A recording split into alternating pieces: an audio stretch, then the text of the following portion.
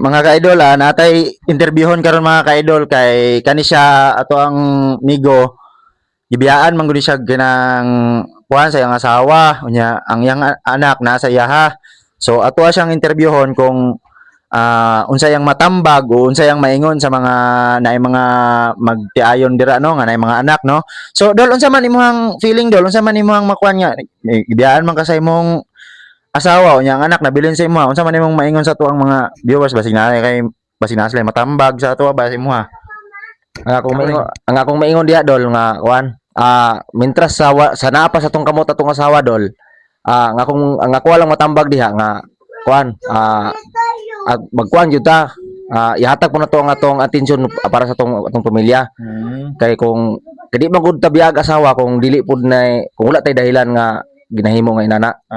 So nagsisi day ka nagmahay ka sa imong gibuhat nga inga ana maong gibiyaan ka sa imong asawa so nagmahay ka sa imong gibuhat. Dako kay akong pagmahay dol ulahin na kay akong pagmahay dol kay abi na ko sa una dol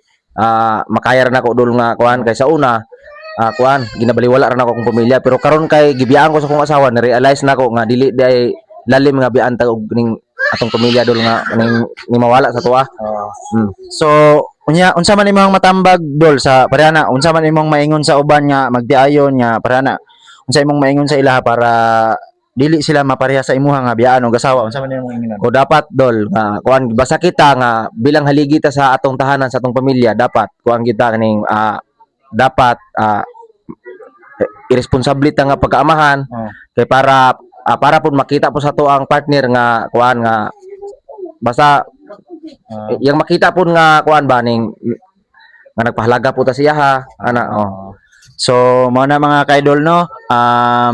dili iyo daw lalim nga kanang mabiyaan ka og kanang asawa no nya ang iyang tambag nga kanang sa mga lalaki dira dili jud daw magpabaya sa ugnay asawa ug nanay anak para sa natabo sa kuang migoro no. So mao na mga ka-idol unta daghan namoy aral nga mapulot sa akong pag-interview sa tuang migo karon so maayong gabi sa inyong tanan.